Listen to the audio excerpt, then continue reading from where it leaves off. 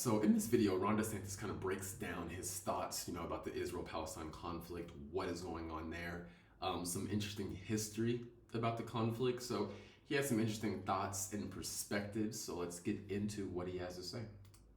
The state of Israel. Israel was the one that was attacked. So he just said a little bit of context. I'll just rewind it a little bit so you can actually see that.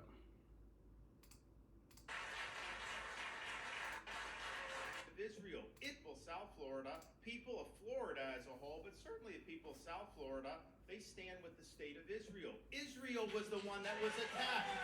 True. They were. There's also a silent majority of people in the U.S. that support Israel, specifically on TikTok, very pro-Palestinian dominant, but also just a lot of the pro-Palestinian people they're so loud that it seems like there's more of them than there actually are. Now, there are a lot of them, but there is a silent minority who does support Israel. So let's let him continue. Now, we went to the University of Florida in Gainesville last week, and we did a press conference where they tried to set up an encampment. That attempt lasted about 5 minutes, and then they were escorted off. That also brings me to another point. I love how they handle that. A lot of these students feel it is their specific right to be able to protest wherever they want and however they want. That is not your First Amendment right. Yes, you do have the right to protest, but there are things called time, place, and manner restrictions. So in order to protest, and all colleges, right, have the right to also dictate the time, manner, and place of the restrictions, whether it's a public or private university. And many people don't understand that. So what they're doing is, in a lot of cases, when they're saying, you're violating our First Amendment right of free speech by not letting us protest, no, you didn't have the right to protest to begin with in that area. You didn't get confirmation with the university or the people who own that land. You also don't have the right to protest on people's private property, but they won't tell you that. So a lot of these people are violating people's property rights, trying to use their First Amendment right, but you don't get to step on other people's rights to exert your rights. So that's where a lot of them are getting it wrong, but let's let Ron continue. We're there, and it's interesting because we don't let the inmates run the asylum. We don't let you with that type of state. Click the wrong button, but he said we don't let the inmates run the asylum. Very important. A lot of these universities, in my opinion, are letting the students are kind of kicking them around. They're kind of bullying them around. So I think it's important that universities actually have a backbone and keep these students in line rather than letting them just run wild and create their own encampments and decide who gets to go where on the university. It's crazy. So I would like to see more universities actually having a backbone and disciplining students when the students are doing wrong things and not letting these students take over these campuses. An encampment, that attempt lasted about 5 minutes, and then they were escorted off.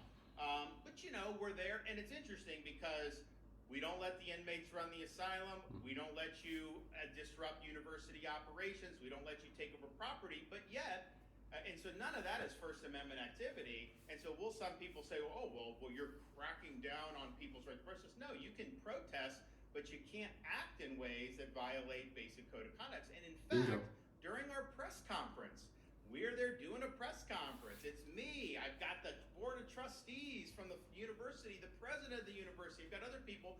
And I've got all these guys out there screaming from the river to the sea. So obviously they have a right to do that. I mean, I think the more they open their mouth, I think they look like a horse's patoot with what they're saying. But that's fine. That's fine. My view is very simple, like with some of these people. Better to remain silent and be thought a fool than to open your mouth and remove all doubt. And when they're saying this stuff... Agreed. When they're saying things like from the river to the sea, that's just not some cheeky chant.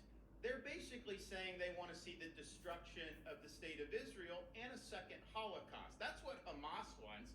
That's why Hamas baked babies in ovens. Okay, so before he continues, what he's talking about by the river to the sea, right? So we're looking here at a map of Israel, right? So from the river, it doesn't really show it here, but along this line here, you've got something called the Jordan River. You see Jordan's here at the West Bank. So the West Bank is the West Bank of Jordan. That's why it's the east side of Israel, but the West Bank is kind of from Jordan. So it's like a carryover. But you've got from the river is what they're talking about here.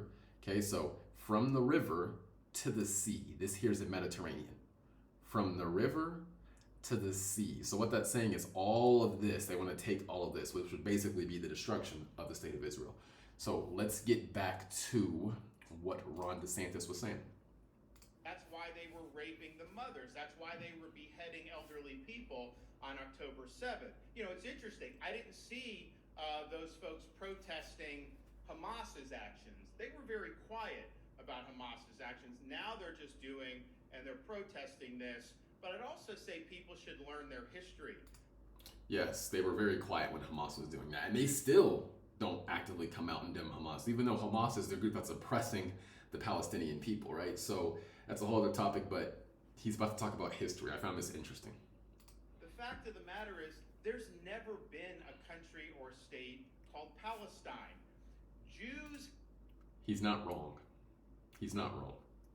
have the longest connection to that territory. It goes back to biblical times, thousands and thousands of years. They were displaced by hostile forces. He's right. They were displaced. And you hear people talking about, well, look at all these Ashkenazi Jews coming from Europe and coming and doing this. How do you think they got there? Yeah, they were displaced by the Romans. So they were kicked out of present-day Israel, pushed out, got to Europe, and now are coming back, or were coming back to where they were originally kicked out of. Think about that. Over the years, but just in the immediate history until World War I, that was hundreds of years of rule by the Ottoman Empire, by Yes. Turks. It Yes. was not a Palestinian state. Nope. And then the Brits took it over after World War I. They Yes. had the mandate for Palestine, and the vision was to have a Jewish state and an Arab state. He's correct.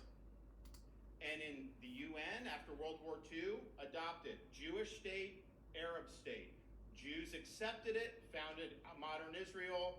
The Arabs rejected it and went to war against Israel. Now, he's correct. So in 1947, you had the Partition Plan. The Partition Plan was a plan to divide the land between the Arabs and the Jews. Okay? The Jews accepted, created their own state. The Arabs rejected it and then waged a war against Israel. The Arabs lost that war. Okay? And as a result of them losing that war, there's a multitude of reasons why Palestinians were displaced. But when you hear people say the Nakba is basically the result of the Arab Palestinians in that area losing a war they chose to start. That's basically what it comes down to. So let him continue. War that they lost.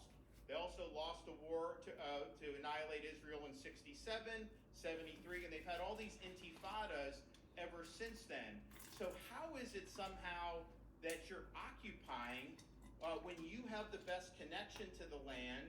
You accepted a partition plan and then had to win defensive wars just to be able to keep your people alive.